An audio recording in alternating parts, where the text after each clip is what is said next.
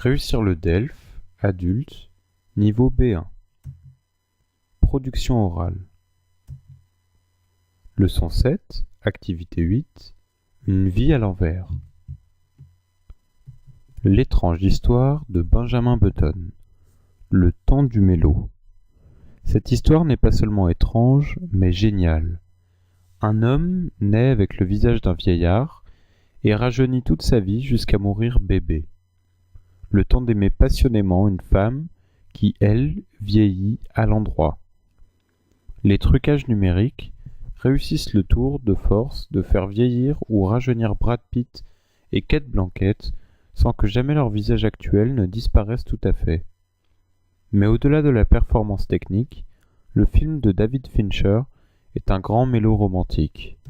La plus belle histoire d'amour que Hollywood nous ait offerte depuis Sur la route de Madison, pas moins. Préparez vos mouchoirs. Ariel Modehouse. L'étrange histoire de Benjamin Button de David Fincher, 2009, avec Brad Pitt et Cate Blanchett, Madame Figaro, samedi 8 août 2009. Ici, l'expression « à l'endroit » est entre guillemets, puisqu'effectivement on apprend que l'histoire de ce film est l'histoire d'un homme qui vit sa vie à l'envers. Il naît vieux et meurt jeune. Donc, à l'endroit est entre guillemets pour désigner la vie de sa femme qui, elle, vit comme tout le monde. Le tour de force, c'est quelque chose de difficile à réaliser. Un grand mélo romantique, c'est un synonyme pour une belle histoire d'amour que l'on retrouve plus bas. Sur la route de Madison est un film très connu. Voici maintenant deux questions auxquelles nous allons répondre en cochant la bonne réponse. Première question. Quelle est la nature de ce document?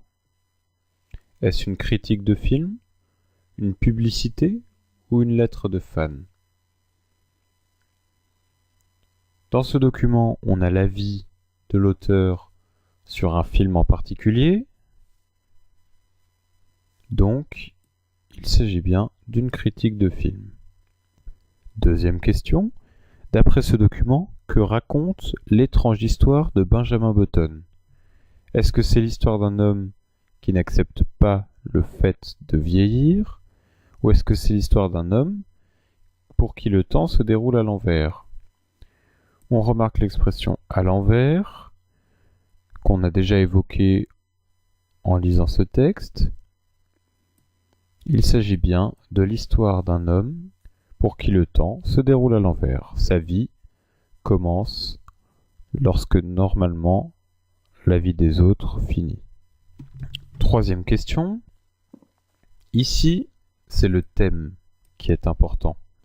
Même si vous n'avez pas vu le film en question, vous pouvez donner votre opinion sur le sujet. Comme le héros du film, aimeriez-vous vivre à l'envers, c'est-à-dire naître vieux et rajeunir? Quels en seraient les avantages et les inconvénients? Complétez votre tableau à idées. Il faut donc ici trouver les avantages, mais aussi les inconvénients. Tout d'abord, les avantages. On doit donc essayer de trouver 3 idées pour chaque catégorie. Un premier avantage pourrait être, par exemple,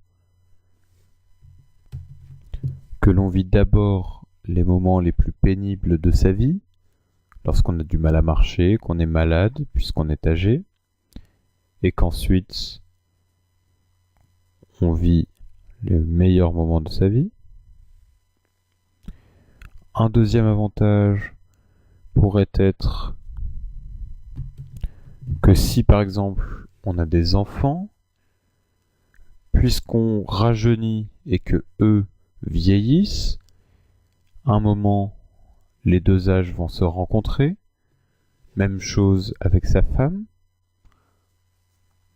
Donc malgré qu'on vive à l'envers, on va tout de même un moment avoir le même âge que ses proches, et donc se sentir encore plus proche.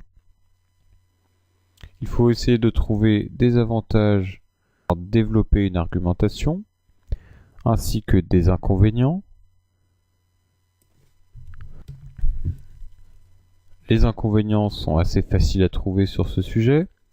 Par exemple, la vie est faite pour les personnes qui vieillissent, c'est-à-dire tout ce que nous avons développé.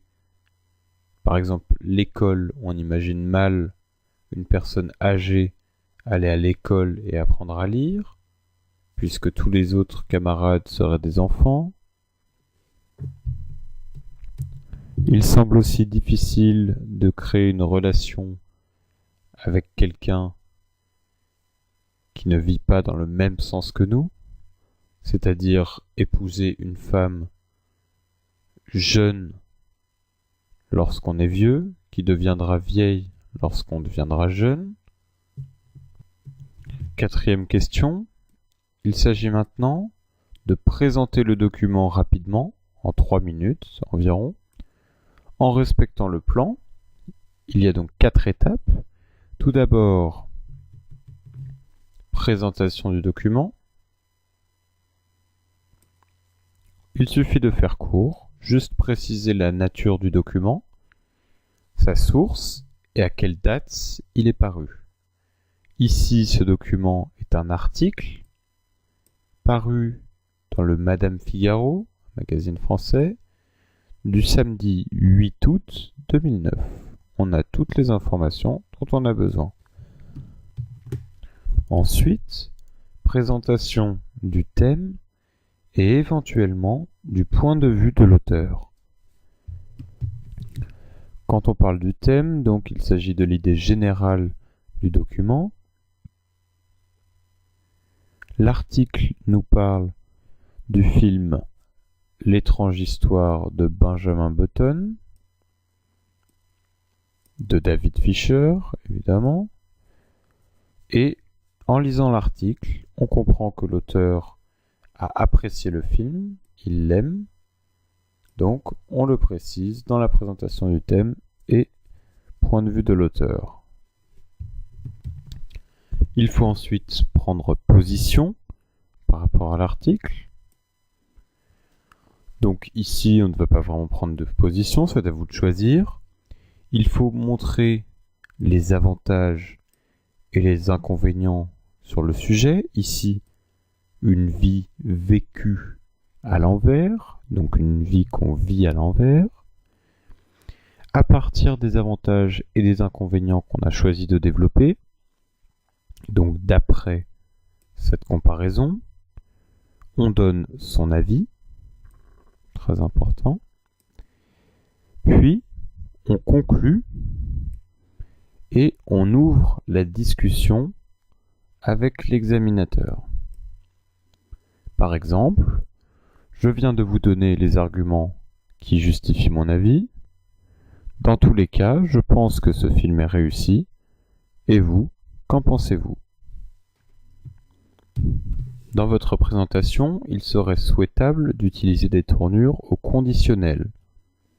Pour vous entraîner, mettez au conditionnel les verbes entre parenthèses dans ce texte. Effectivement, le sujet de ce texte permet l'utilisation du conditionnel, puisque le fait de vivre sa vie à l'envers est une hypothèse. On se dit, si on faisait comme ça, qu'est-ce qui se passerait ? Donc, si c'était possible de vivre sa vie à l'envers, quel serait l'âge le plus intéressant de la vie? Serait, et donc la forme conditionnelle du verbe être, à la naissance, on saurait, donc à ne pas confondre avec serait, saurait du verbe savoir, on saurait déjà à peu près marcher et parler, pas comme les bébés qui naissent sans ne savoir rien faire. On, encore une fois le verbe être, on connaît donc déjà la forme, serait. On serait sans doute moins dépendant qu'un bébé. Dépendant, c'est-à-dire qu'on a besoin de quelqu'un, en l'occurrence de ses parents. On, puis le verbe prendre, plus son temps pour comprendre le monde. On prendrait, toujours au conditionnel. Donc, on prendrait plus son temps pour comprendre le monde. On, avec le verbe devenir. On deviendrait, attention, et non pas on devenait, on deviendrait, à la fois de plus en plus fort et de plus en plus intelligent. Remarquez qu'on a ici des avantages et des inconvénients de la vie à l'envers. À 20 ans, on, accompagné du verbe avoir, on aurait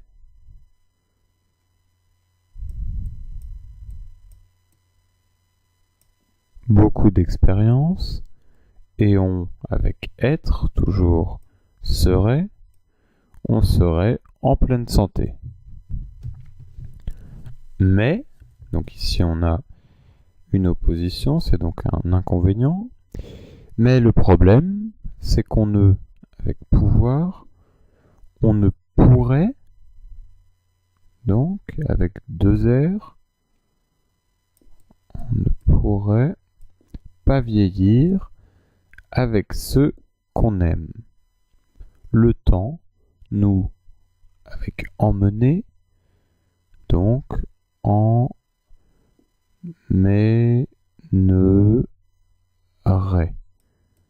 Emmènerait. Le temps nous emmènerait sur des chemins opposés, donc différentes vies. Ici, le mot chemin se réfère à des vies. Enfin, dernière question.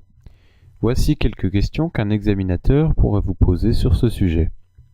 Entraînez-vous à y répondre. Nous allons donc voir 3 questions que l'examinateur pourrait poser.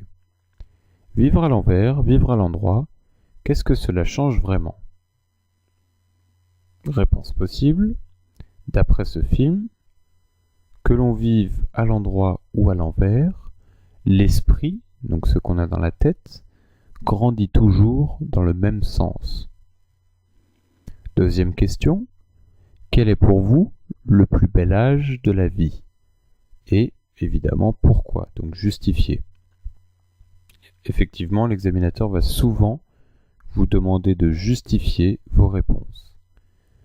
Je pense que le plus bel âge de la vie est autour de 40 ans, car on est environ à la moitié de sa vie. On a autant découvert de choses que ce qui nous reste à découvrir. C'est une réponse possible encore une fois. Dernière question.